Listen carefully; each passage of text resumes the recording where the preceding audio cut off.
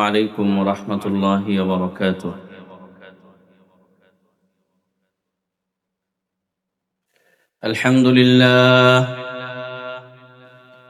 الحمد لله نحمده ونستعينه ونستغفره ونؤمن به ونتوكل عليه ونعوذ بالله من شرور أنفسنا ومن سيئات أعمالنا.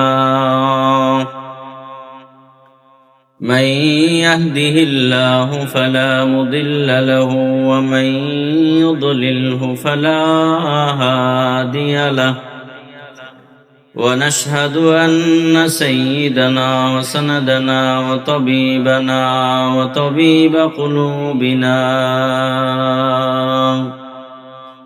ومولانا محمدا عبده ورسوله. قال الله تبارك وتعالى في كلامه المجيد والفرقان الحميد: أعوذ بالله من الشيطان الرجيم. بسم الله الرحمن الرحيم. مثل الجنة التي وعد المتقون فيها أنهار من ماء غير آسٍ وأنهار من لبن لم يتغير طعمه إلى آخر الآية. وعن سيدنا أبي هريرة رضي الله عنه قال: قال رسول الله صلى الله عليه وسلم: قال الله عز وجل في الحديث القدسي: أعددت لعبادي الصالحين ما لا عين رأت ولا أذن سمعت ولا خطر على قلب بشر. رواه الإمام البخاري رحمه الله تعالى في جامعه. لا إله اور إلا اللہ میں نقطہ نہیں، لا إله اور إلا اللہ میں نقطہ نہیں۔ دیکھیے کیا رمز ہے قدرت کی اس پیغام میں، اب اضافہ غیر ممکن ہے محمد کی قسم، اب اضافہ غیر ممکن ہے محمد کی قسم، ایک نقطہ کی بھی گنجائش نہیں اسلام میں، ایک نقطہ کی بھی گنجائش نہیں اسلام میں۔ محبتের সাথে সবাই দুরূদ ইব্রাহিম পড়ি। اللهم صل على محمد وعلى آل محمد كما صليت على إبراهيم وعلى آل إبراهيم إنك حميد مجيد. اللهم بارك على محمد وعلى آل محمد كما باركت على إبراهيم وعلى آل إبراهيم إنك حميد مجيد. أستغفر الله ربي من كل ذنب وأتوب إليه. لا حول ولا قوة إلا بالله العلي العظيم. হযরত ফাতেমা রাদিয়াল্লাহু তাআলা আনহা দারুস সুন্নাহ মাদ্রাসার উদ্যোগে আয়োজিত আজকের 12তম বার্ষিক ওয়াজ মাহফিলে যারা এসেছেন, উপস্থিত হয়েছেন, সকলকে আন্তরিক শুভেচ্ছা এবং অভিনন্দন জানাচ্ছি। সম্মানিত উপস্থিতি, আমি কোরআনে কারীমের সূরা মুহাম্মদের 15 নম্বর আয়াত আপনাদের সামনে তেলাওয়াত করেছি। বিশ্বনবী মুহাম্মদ সাল্লাল্লাহু আলাইহি ওয়াসাল্লামের অসংখ্য অগণিত হাদিস থেকে যাচাইকৃত বাছাইকৃত নির্বাচিত একটি হাদিস আপনাদের সামনে বুখারী শরীফ থেকে তুলে ধরেছি। আমার আল্লাহ যদি আমাকে তৌফিক দান করেন, এই আয়াত এবং হাদিসকে সামনে রেখে কিছু কথা বলবার চেষ্টা করব।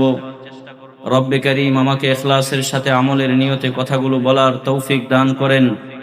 যারা উপস্থিত হয়েছেন বসেছেন, আল্লাহ সবাইকে ইখলাসের সাথে আমলের নিয়তে কথাগুলো শোনার তৌফিক দান করেন। আমার ভাই ও বন্ধুগণ, আল্লাহ তাআলা আমাদেরকে যে জীবন দান করেছেন, এই জীবন টিকিয়ে রাখার জন্য, এই জীবন যাত্রাকে অক্ষুণ্ণ রাখার জন্য আমাদের কিছু জিনিসের প্রয়োজন হয়। যদি সেই জিনিসগুলো যথাসময়ে ব্যবস্থা না হয়, তাহলে দুনিয়ার কোনো মানুষ বেঁচে থাকতে পারবে না। যেই জিনিসগুলো আমাদের বেঁচে থাকার জন্য অনেক বেশি প্রয়োজন, তন্মধ্যে সবচেয়ে বেশি দরকারি জিনিসটার নাম হলো শ্বাস নিঃশ্বাস। শ্বাস নিঃশ্বাস নেওয়া ছাড়া, ত্যাগ করা ছাড়া পৃথিবীর কোনো মানুষ বেঁচে থাকতে পারে না। কিন্তু আনন্দের বিষয় হলো, এই শ্বাস নিঃশ্বাস আল্লাহ তাআলা আমাদেরকে নেওয়ার যে শক্তি দিয়েছেন, সারাদিন আমরা শ্বাস নিঃশ্বাস গ্রহণ করি, কিন্তু একটা বার আমাদের কোনো টাকা পয়সা পরিশোধ করতে হয় না, কোনো বিল পেমেন্ট করতে হয় না। আল্লাহ তাআলা এই শ্বাস নিঃশ্বাস নেওয়ার মতো এই নিয়ামতটাকে ফ্রিতে আমাদের জন্য বিতরণ করছেন। সুবহানাল্লাহ। দৈনিক প্রথম আলোতে আসছে, একটা মানুষ প্রতি মিনিটে 18 বার শ্বাস নেয়, প্রতি ঘন্টা 1080 বার শ্বাস নেয়, আর একদিনে 25,920 বার শ্বাস গ্রহণ করে। বলেন সুবহানাল্লাহ। যদি একদিন 25,920 বার আপনি শ্বাস নেন, তাহলে একটু চিন্তা করে দেখেন, সপ্তাহে কতবার নিয়েছেন, মাসে কতবার নিয়েছেন, বছরে কতবার নিয়েছেন, জন্মের পর থেকে নিয়ে এই পর্যন্ত কতবার নিয়েছেন, আপনি কতবার নিয়েছেন, সারা বাংলাদেশের মানুষ কতবার শ্বাস নিয়েছে, তাম পৃথিবীর মানুষ কতবার শ্বাস নিয়েছে। সাইয়েদনা আদম আলাইহিস সালাতু ওয়াস সালাম থেকে শুরু করে কিয়ামত কায়েম হওয়া পর্যন্ত কতগুলো মানুষ এইভাবে আল্লাহ প্রদত্ত ফ্রিতেই শ্বাস নিঃশ্বাস গ্রহণ করবেন আর ত্যাগ করবেন। বলেন আল্লাহু আকবার। আমার ভাইয়েরা, এই যে এত দামি নিয়ামত আমরা ফ্রিতে পাচ্ছি, 2 নম্বর একটা নিয়ামত আমরা পাচ্ছি, সেই নিয়ামত হলো পানি। পানি কিনতে আমাদের টাকার দরকার হয় না, আল্লাহ তাআলা ফ্রিতেই পানি আমাদের জন্য ব্যবস্থা করে রেখেছেন। 3 নম্বর, আল্লাহ তাআলা আমাদেরকে আরো কিছু নিয়ামত দিয়েছেন। সেই নিয়ামত হলো মাথার তালু থেকে পায়ের তালু পর্যন্ত আপাদমস্তক এই বডিটা আল্লাহ আমাদেরকে ফ্রিতে দিয়েছেন। যদি এই পুরো বডির কোনো একটা অঙ্গ না থাকে, যদি এই বডির কোনো একটা অঙ্গ বিকলাঙ্গ হয়ে যায়, ধ্বংস হয়ে যায়, ভেঙে যায়, তাহলে বোঝা যাবে পৃথিবীতে বেঁচে থাকা কত কষ্টকর। এরকম অনেকের হাত পা নাই, চক্ষু নাই, অথবা তার ব্রেন লেস হয়ে গেছে, ব্রেন ধ্বংস হয়ে গেছে। ওই মানুষটার বেঁচে থাকার থেকে মরে যাওয়া আরো বেশি আরামদায়ক, ঠিক কিনা বলেন?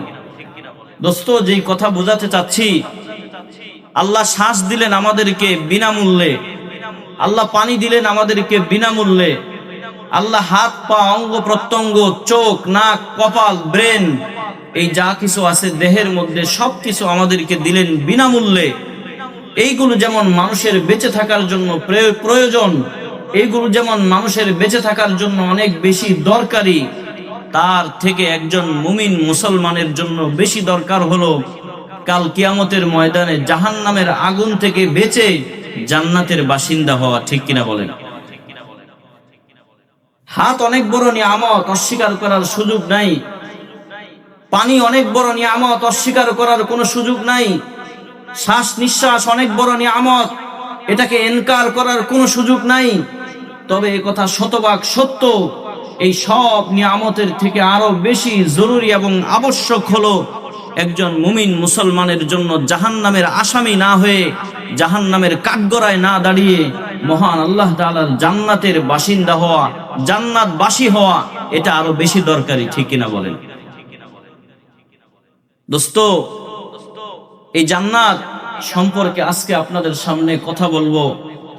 যদি শুরু থেকে শেষ পর্যন্ত মনোযোগ সহকারে শুনেন, বুঝবেন জান্নাত কি জিনিস, আল্লাহ আমাদের জন্য কি তৈরি করে রেখেছেন। আমার ভাই ও বন্ধুগণ, প্রথমেই কথা বলতে চাই জান্নাত কত বড় সে বিষয়টি নিয়ে। জান্নাত কত বড় এটা বুঝতে হলে দুটি ঘটনা আপনাদেরকে বুঝতে হবে। হযরত শাব্বির আহমদ উসমানী রহমাতুল্লাহ আলাইহি বুখারী শরীফের যে ব্যাখ্যা গ্রন্থ আছে, ওনার তাকরীর সমগ্র, এটা হলো ফজলুল বারী। এই ফজলুল বারীতে উল্লেখ আছে, একদিন রাসূলুল্লাহ সাল্লাল্লাহু আলাইহি ওয়াসাল্লাম জিবরিল আলাইহিস সালাতু ওয়াসসালামকে বললেন, ভাই জিবরিল, আপনি তো আমার কাছে অনেক আসেন, দিন নাই রাত নাই, সকাল নাই সন্ধ্যা নাই, সপ্তাহ নাই মাস নাই, যখন দরকার হয় আপনি আমার কাছে আসেন। তবে আপনার কাছে আমার জানার বিষয় হলো আপনার চলার গতি কেমন, কোন গতিতে আপনি চলেন? এটা কি অটোর গতি, রিকশার গতি, বিমানের গতি? আচ্ছা, আপনি কিসের গতিতে চলাফেরা করেন আমাকে একটু জানান।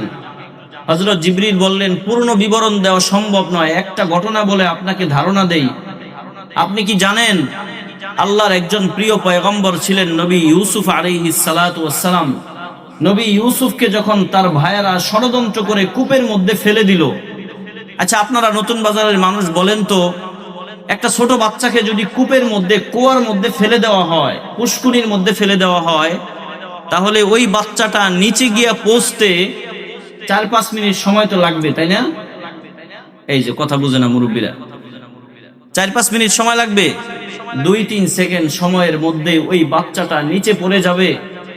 যখন ইউসুফ আলাইহিস সালাতু ওয়াসসালামের ভাইয়েরা ষড়যন্ত্র করে কূপের মধ্যে নবী ইউসুফকে ফেলে দিলেন, তখন জিবরিল আমিন ছিলেন সিদরাতুল মুনতাহায়।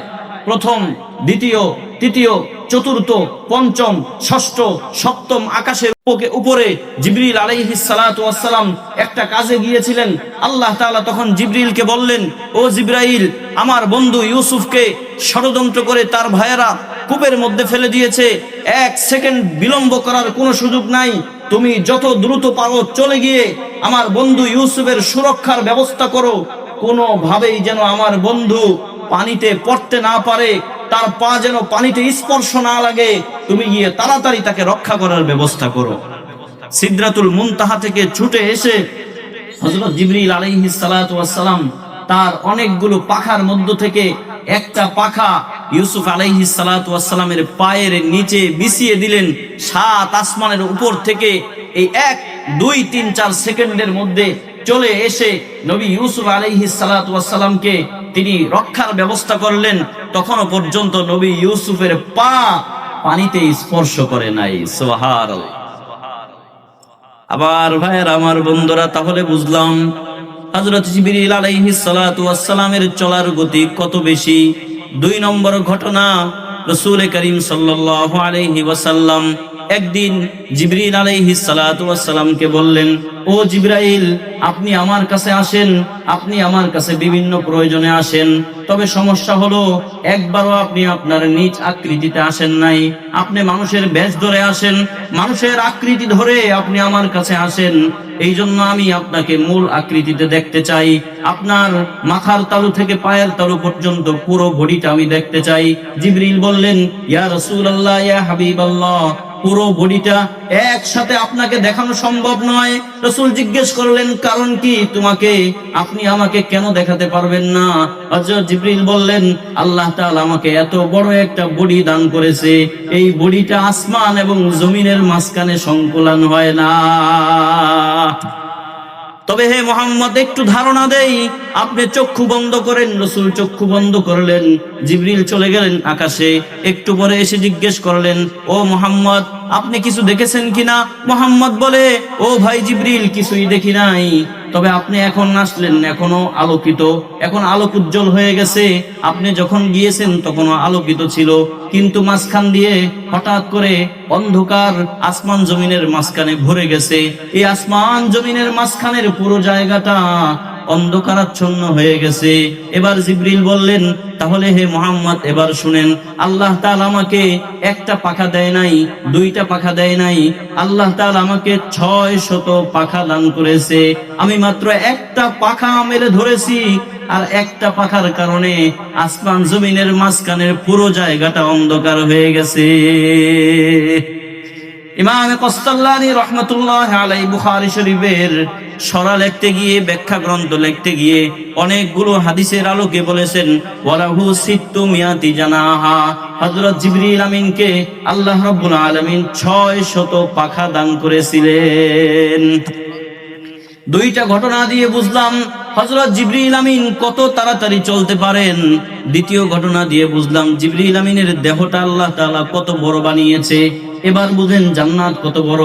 আমার ভাইয়ের, আমার বন্ধুরা, একদিন জিবরিল আমিন আল্লাহকে বললেন, ওগো আল্লাহ, জান্নাত বানিয়েছেন এত সুন্দর করে, এত চমৎকার করে, তবে দুঃখজনক হলেও সত্য, আমরা ফেরেশতারা জান্নাতে প্রবেশ করতে পারবো না। আমাদের ফেরেশতাদের জন্য আপনি জান্নাত বানান নাই, কারণ ফেরেশতাদেরকে আপনি একবার সৃষ্টি করেছেন, আরেকবার শেষ করে দিবেন, ফেরেশতারা জান্নাত পাবে না। তবে আমার একটু দেখতে মনে চায় আপনার জান্নাতটা কত বড়, আপনার জান্নাতটা কত বিশাল, একটু দেখতে মনে চায়। রব্বুল আলামিন বললেন, ও জিবরাইল, এই জান্নাতকে দেখে তুমি শেষ করতে পারবা না। আমার ভাইয়েরা, হাকিমুল উম্মত মুজাদ্দিদুল মিল্লাহ আল্লামা শাহ আশরাফ আলী থানভী রাহমাতুল্লাহ আলাইহি আল ইফা কিতাবের মধ্যে লেখেন, হযরত জিবরিল আমিন আল্লাহর কাছ থেকে পারমিশন নিয়ে জান্নাত ঘোরা শুরু করলেন। এই 600 পাখা বিশিষ্ট দেহ নিয়ে পুরো জান্নাতটাকে ভ্রমণ করা শুরু করলেন। আর সিদরাতুল মুনতাহা থেকে ওই কূপের মধ্যে যেই গতিতে এসেছিলেন তার থেকে আরো বেশি গতিতে জান্নাত ভ্রমণ করা শুরু করলেন। 1 বছর নয়, 2 বছর নয়, 2 ধরনের রিওয়ায়াত পাওয়া যায়। 70 বছর এক রিওয়ায়াত অনুযায়ী, আরেক রিওয়ায়াত অনুযায়ী 70,000 বছর জান্নাত ঘুরতে থাকলেন। একটা পর্যায়ে জিবরিল আর ঘুরতে পারেন না, আল্লাহ তাআলাকে প্রশ্ন করলেন, ওগো আল্লাহ, ঘুরতে ঘুরতে ক্লান্ত হয়ে গেছি, আপনার জান্নাতের এখনো পর্যন্ত কোনো কুল কিনারা পাই নাই। আপনাদেরকে সুবহানাল্লাহ কইতে ভয় লাগতেছে নাকি? তাহলে একটু জোরে কোন তো সুবহানাল্লাহ, আরো জোরে বলেন সুবহানাল্লাহ। নতুন বাজারের মানুষ পিওর খাবার খান, শাকসবজি ভালো খান। ঢাকায় মানুষ তো পিওর জিনিস পায় না, আপনারা পিওর জিনিস পান। কিন্তু সুবহানাল্লাহর আওয়াজের যে পরিস্থিতি, মনে হয় 1 মাসের মধ্যে আপনারা কোনো ফরমালিন ছাড়া খাবার খান নাই। এজন্য একটু মনোযোগ দিয়ে সুবহানাল্লাহ ইত্যাদি বললেন। আপনারা সুবহানাল্লাহ বললে আমাদের থেকে ভালো কথা বের হবে। আর আপনারা যদি চুপ থাকেন তাহলে আমরাও কিন্তু চুপ থাকা শুরু করব। যাই হোক, হযরত জিবরিল আলাইহিস সালাতু ওয়াস সালাম বললেন, ওগো আল্লাহ, 70 বছর নয়, 70,000 বছর পর্যন্ত আমি এইভাবে ঘোরাঘুরি করলাম, জান্নাতের কোনো কুল কিনারা পেলাম না। আল্লাহ বললেন, আমি তো আগেই বলেছি এই জান্নাতের তুমি কোনো কুল কিনারা পাবা না। হযরত জিবরিল বললেন, ওগো আল্লাহ, আমার তো একটু মনে চায় আপনি আমাকে একটু ধারণা দেন, এই পর্যন্ত আমি যেই সীমানা পর্যন্ত এসেছি, আপনার জান্নাত আরো কি পরিমাণ অবশিষ্ট আছে, বাকি আছে, আমাকে একটু বলেন। আল্লাহ রাব্বুল আলামিন বললেন, ও জিবরাইল, তুমি এই পর্যন্ত কয়টা খুঁটি পেয়েছো? জিবরিল বলেন, মাত্র 2টা খুঁটি পেয়েছি। তখন আল্লাহ রাব্বুল আলামিন জবাব দিলেন, এমন খুঁটি জান্নাতের মধ্যে অসংখ্য অগণিত রয়েছে। অসংখ্য অগণিত খুঁটি জান্নাতের মধ্যে রয়েছে। 70 বছর অথবা 70,000 বছর ঘুরে ফিরে মাত্র 2টা খুঁটি পাওয়া গিয়েছে। দোস্ত, এমন বড় জান্নাত আল্লাহ তাআলা আপনার জন্য, আমার জন্য, মুমিন মুসলমানের জন্য তৈরি করে রেখেছেন। এবার আসেন আরেকটা হাদিস শোনাই। রাসূল করিম সাল্লাল্লাহু আলাইহি ওয়াসাল্লামের হাদিস, বুখারী শরীফের 3251 নম্বর হাদিস। পিয়ারা নবী সাল্লাল্লাহু আলাইহি ওয়াসাল্লাম বলেন, ইন্না ফিল জান্নাতি লাশাজারাতান ইয়াসিরুর রাকিবু ফি যিল্লিহা মিআতা আমিন লা ইয়াকতাউহা। জান্নাতের ভেতরে এমন গাছ আছে, গাছের ছায়া থাকে কি থাকে না? থাকে।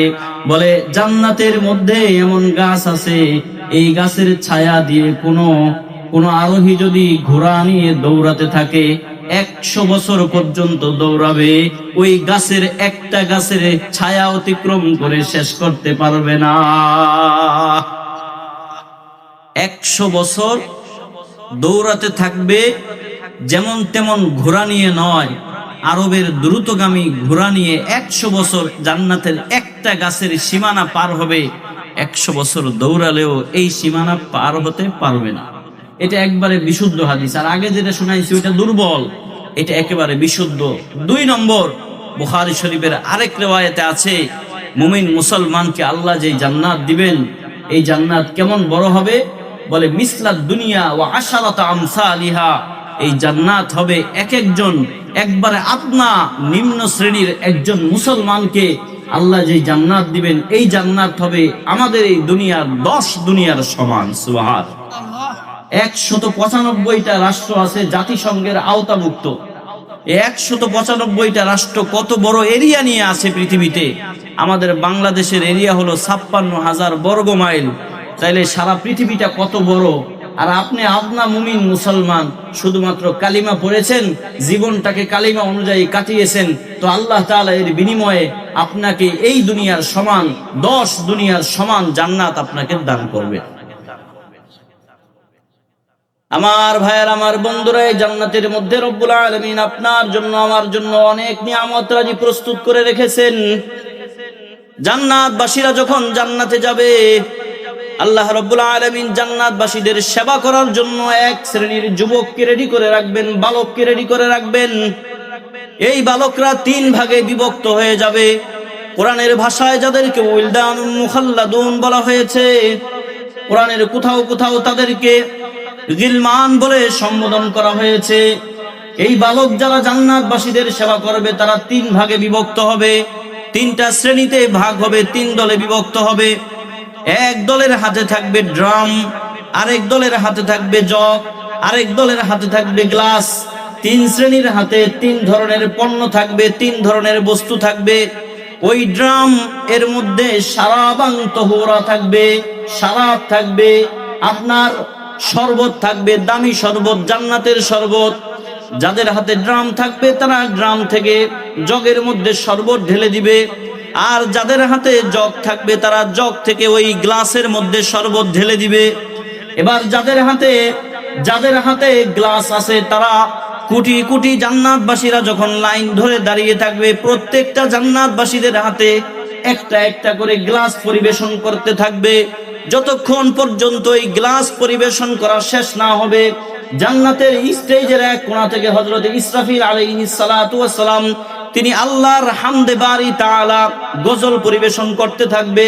ইসরাফিলের মুখ থেকে গজল শুনে তামাম সারা আপনার হাসরবাসী বিমোহিত হয়ে যাবে। আমার ভাইরা, যখন ইসরাফিলের গজল গাওয়া শেষ হয়ে যাবে, তখন আল্লাহ রাব্বুল আলামিন নবী দাউদ আলাইহিস সালাতু ওয়াস সালামকে বলবেন, ও নবী দাউদ, আমি তোমাকে একটা কণ্ঠ দিয়েছিলাম, যেমন তেমন কণ্ঠ নয়, সুরিত কণ্ঠ আমি তোমাকে দিয়েছিলাম। তুমি যখন আমার কিতাব দাউদ তেলাওয়াত করতে, জাবুর কিতাব যখন তেলাওয়াত করতে, তোমার তেলাওয়াত শোনার জন্য আকাশ থেকে উড়ন্ত পাখি নেমে তোমার টিনের চালের উপরে চলে আসতো। তোমার তেলাওয়াত শোনার জন্য সমুদ্রের গভীরে যেই মাছ ছিল, মাছ থাকতো, ওই মাছ সমুদ্রের কিনারায় চলে আসতো। তোমার এমন সুররিত কণ্ঠ আমার নবীর উম্মতেরা শুনতে পারে নাই, কারণ তারা অনেক পরে দুনিয়াতে আসছে। কাজেই হাসরের ময়দানে আমার নবী, দয়ার নবী, মায়ার নবী, মহানবী, বিশ্বনবী মুহাম্মদ সাল্লাল্লাহু আলাইহি ওয়াসাল্লামের উম্মতরা দাঁড়িয়ে আছে। ও জাবুর তুমি তেলাওয়াত করো, দাউদ তুমি তেলাওয়াত করো। কোন সূরা তেলাওয়াত করবা? বলে 16 নম্বর পারার একটা সূরা আছে, 11 নম্বর পৃষ্ঠায়, সূরা তাহা, বড় চমৎকার সূরা। ও দাউদ তুমি এই সূরাটা তেলাওয়াত করো। হাদিসের মধ্যে বিশ্বনবী মুহাম্মদ সাল্লাল্লাহু আলাইহি ওয়াসাল্লাম বলেন, আল্লাহ দাউদকে তেলাওয়াত করার অনুমতি দেওয়ার সাথে সাথে দাউদ আলাইহিস সালাতু ওয়াস সালাম 30 পারা কোরআনের হাফেজ হয়ে যাবে। আমার ভাইয়ের, আমার বন্ধুরা, এবার নবী দাউদ তেলাওয়াত করবে। কত চমৎকার সূরা দেখেন, প্রত্যেকটা আয়াতের পরে ইয়া আছে, ইয়ার উপরে খাড়া জবর আছে। রব্বুল আলামিন বলেন, তাহা মা আনজালনা আলাইকাল কুরআন লিতাশকা ইল্লা তাযকিরাতাল লিমান ইয়াখশা তানজিলাম মিম্মান খালাকাল আরদা ওয়াস সামাওয়াতিল উলা আর রহমানু আলাল আরশি ইসতাওয়া লাহু মা ফিস সামাওয়াতি ওয়া মা ফিল আরদ ওয়া মা বাইনাহুমা ওয়া মা তাহতাস সারা। আল্লাহু আকবার। প্রত্যেকটা আয়াতের শেষে ইয়ার উপরে খাড়া জবর। কত চমৎকার করে আমার আল্লাহ রাব্বুল আলামিন এই সূরাটাকে সাজিয়েছেন। এবার যখন দাউদের তেলাওয়াত শেষ হয়ে যাবে, রব্বুল আলামিন নবী মুহাম্মদ সাল্লাল্লাহু আলাইহি ওয়াসাল্লামকে ডেকে বলবেন, ও মুহাম্মদ, আমার কোরআনের জন্য দাউদ কষ্ট করে নাই, আমার কোরআনের জন্য জীবন বাজি রেখে সংগ্রাম দাউদ করে নাই, আমার কোরআনের জন্য রক্ত দাউদ দেয় নাই, আমার কোরআনের জন্য উপবাস দাউদ আলাইহিস সালাম থাকে নাই। আপনার জন্য এই কোরআন আমি আল্লাহ নাজিল করেছি হে মুহাম্মদ। কাজেই আপনার জবান থেকে কোরআন যত সুন্দর শোনা যাবে আর কারো জবান থেকে এত সুন্দর শোনা যাবে না। এবার আল্লাহ রাব্বুল আলামিন মুহাম্মদ সাল্লাল্লাহু আলাইহি ওয়াসাল্লামকে বলবেন, হে মুহাম্মদ আপনি পড়েন সূরা ইয়াসিন। হাদিসে নবী বলেন সূরাতু ইয়াসিন কলবুল কোরআন। সূরা ইয়াসিন হলো কোরআনের কলব, কোরআনের কলব। একটা মানুষের কলব যেমন মেন, কলব যেমন স্টেশন, এমনই ভাবে কোরআনের স্টেশন হলো সূরা ইয়াসিন। হে নবী আপনি তেলাওয়াত করেন সূরা ইয়াসিন। আমার নবীর কণ্ঠে সূরা ইয়াসিনের তেলাওয়াত কত সুন্দর শোনা যাবে। নতুন বাজার বসে বসে এটাকে বিশ্লেষণ করে কোনো লাভ নাই। ওই দৃশ্য জান্নাতবাসীরা ছাড়া আর কেউ অনুধাবন করতে পারবে না। এবার যখন নবী মুহাম্মদের তেলাওয়াত শেষ হয়ে যাবে আমার ভাইয়ের, আমার বন্ধুরা, এবার আল্লাহ রাব্বুল আলামিন বলবে এখন তেলাওয়াত করবে কে? এখন তেলাওয়াত করবে সারাটা জীবন ও উম্মতে মুহাম্মাদিয়া তোমরা শুনেছো কালামুল্লাহ, কালামুল্লাহ, আল্লাহর কালাম, আল্লাহর কালাম, আল্লাহর কালাম। সুদাইসির জবানে শুনেছি, কারি আব্দুল বাসিত ইবনে আব্দুস সামাদের জবানে শুনেছি, আমাদের নাজমুস সাকিবের জবানে শুনেছি, কত চমৎকার লাগে। ইরানের কারি ঈদি শাবানের জবানে শুনি, কত চমৎকার লাগে। আমার ভাইরা সুদানের কারি নূরিনের কণ্ঠে যখন শুনি কত চমৎকার লাগে। বলে এই কালামুল্লাহ যখন আল্লাহর সৃজিত মাখলুকের জবান থেকে শুনি কত আনন্দ লাগে। এবার সরাসরি যার কালাম তার জবান থেকে শুনবো, তার কালাম, যার কালাম তিনি তেলাওয়াত করবেন। রব্বুল আলামিন তেলাওয়াত করা শুরু করবেন। কোন সূরা তেলাওয়াত করবে? বলে সূরা রহমান 27 নম্বর পারার 10 নম্বর পৃষ্ঠায় ওই সূরাটা আছে, রব্বুল আলামিন তেলাওয়াত করবেন। হাদিসে নবী বলেন সূরা রহমান, সূরাতুর রহমান জিনাতুল কোরআন। সূরা রহমান হলো কোরআনের সৌন্দর্য। এই সূরাটা স্বয়ং আল্লাহ তাআলা নিজেই হাসরের মাঠে তেলাওয়াত করবে। আল্লাহু আকবার। কেমন হবে ওই দৃশ্য? আমরা যখন পড়ি তখন বলি আর রহমান আল্লামাল কোরআন খলাকাল ইনসান আল্লামাহুল বায়ান। দেখেন প্রত্যেকটা আয়াতের শেষে নুন আছে, আছে না নাই? আর রহমান শেষে নুন, খলাকাল ইনসান শেষে নুন, আল্লামাহুল বায়ান শেষে নুন। প্রত্যেকটা আয়াতের শেষে আল্লাহ তাআলা নুন দিয়ে সূরা রহমানের শুরুর অংশকে সাজিয়েছেন। এবার আল্লাহ তাআলা নিজে তেলাওয়াত করবে আনার রহমান, আমি রহমান। সুবহানাল্লাহ, আনার রহমান, আমি রহমান। বলেন কিয়ামতের ময়দানে সচক্ষে আল্লাহকে দেখে দেখে আমাদের মালিকের জবান থেকে কোরআন তেলাওয়াত শুনতে মনে চায় তো আপনাদের? কার কার চায় হাত তুলে দেখান, হাত নামান। আল্লাহ তাআলা আমাদের সবাইকে কবুল করেন। আমার ভাইয়েরা, আমার বন্ধুরা, এজন্য প্রত্যেকটা মুমিনের দিলের তামান্না হওয়া উচিত আমি আর কিছু পাই আর না পাই, আমার আর কিছু অর্জিত হোক আর না হোক, হাসরের ময়দানে আর কিছু আমার ফেভারে আসে আর না আসুক, আমার ভাগ্যে একটা জিনিস আসলেই হয়, সেটা হলো আমার রবকে আমি আমার এই দুই চোখ দিয়ে দেখতে চাই। और गिल्मा जितने नियामत है तू सबसे बढ़कर नियामत दीदार तू।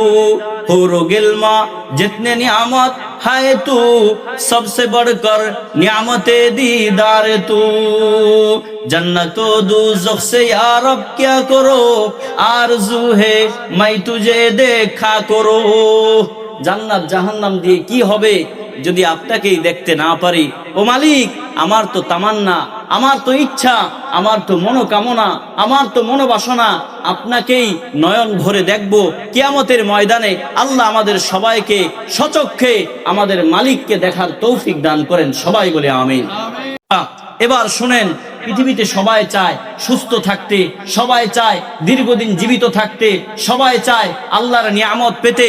বলে এই পৃথিবীতে যারা আসছে একদিন আগে আর পরে তারা মৃত্যুবরণ করবে, মরতে হবে। এই পৃথিবীতে যারা আসছে অসুস্থ তো হবেই, সুস্থতা অসুস্থতা মিলেই মানুষের জীবন। কিন্তু যদি স্থায়ীভাবে সুস্থ থাকতে মনে চায় তাহলে কোথায় থাকা যাবে? জান্নাতে থাকা যাবে।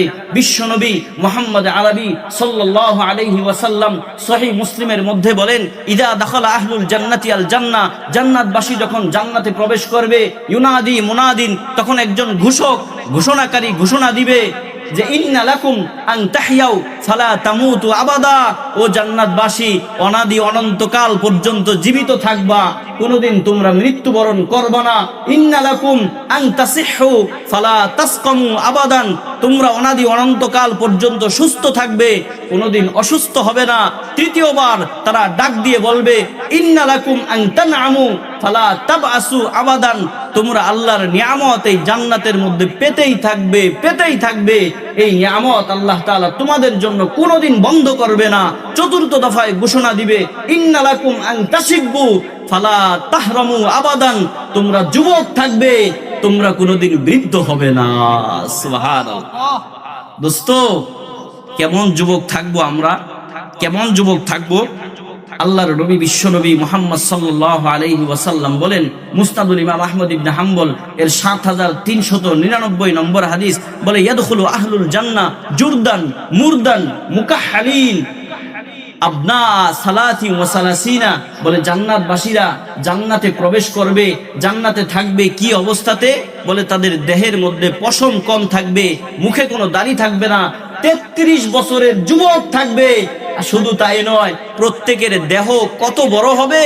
রাসূল সাল্লাল্লাহু আলাইহি ওয়াসাল্লাম বলেন 60 হাত লম্বা হযরত আদম আলাইহিস সালাতু ওয়াস সালামের দেহের মতো আল্লাহ তাআলা তাকে একটা দেহ দান করবেন। এটা হলো জান্নাতবাসীদের নিয়ামত।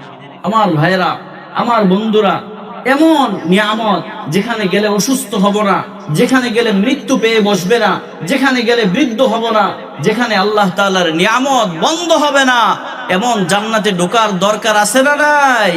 আমার ভাইরা, কিছু খেতে মনে চাইবে, গোস্ত খেতে মনে চাইবে, আকাশের উড়ন্ত পাখি বোনা হয়ে আপনার সামনে চলে আসবে। আকাশের উড়ন্ত পাখি বোনা হয়ে হাজারো আইটেমের খাবার, পাখি চলে আসবে, হাজারো আইটেমের খাবার আপনার ইচ্ছা অনুযায়ী আল্লাহ তাআলা জান্নাতের মধ্যে আপনার সামনে ব্যবস্থা করে দিবেন।